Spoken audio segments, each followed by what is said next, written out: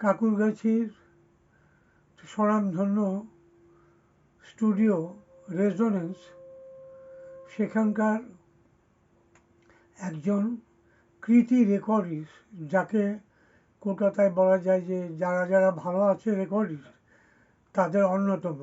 সে ভীষণ সুন্দর রেকর্ড করে এবং কাজটা এত বেশি বোঝে, মানে আমরা যখন বিপদে পড়ি যে কোনো কাজে এতগুলো গান নাববে কি না পায়, ও ত্রাণকর্তা হয়ে সেগুলো নামিয়ে দেয়।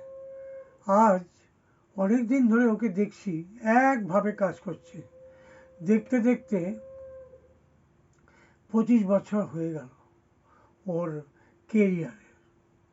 তা সঞ্জয় সম্বন্ধে বলা যায় যে ও technology engineering section of the recording ও ভীষণ ভালো জানে, আর মেজাজটাও খুব ভালো, ওর সেন্স খুব ভালো। যেই রেকর্ডগুলো এখানে করা হয় সেগুলো এখানে যেরকম বাজে বাইরে যে কোনো মেশিনে একই রকম বাজে। এই নয় যে এখানে খুব ভালো বাজছে জোরে জোরে আর বাইরে গিয়ে কিছুই পাওয়া গেল না।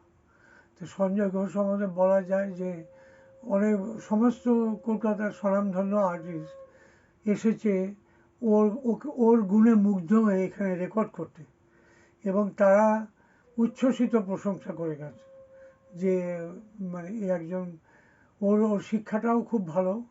ও একটা টিউটোরিয়াল খুলতে চায়, ইউটিউব টিউটোরিয়াল, যেটার মধ্যে শিক্ষার্থীরা খুব উপকৃত হবে যদি কোনোদিন ওরা খোঁজ পায় বা এটার সম্বন্ধে জানার ইচ্ছে থাকে, তাহলে ও কিন্তু ওই টিউটোরিয়ালের মানে কর্ণধার হয়ে আত্মপ্রকাশ করতে চায়।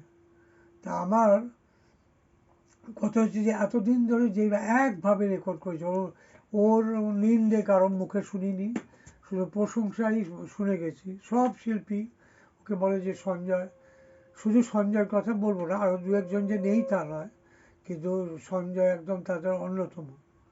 তা আমার শুভেচ্ছা রইল সঞ্জয়ের জন্য, যেন ও অনেক ভালো জায়গায় আরও উন্নতি করতে পারে, এবং এই যে টিউটোরিয়ালটা খুলতে চাইছে সেটাও যেন সবাই এই সম্বন্ধে খোঁজ খবর নেন এবং দরকার হলে তারা সঞ্জয়ের সাথে যোগাযোগ করে।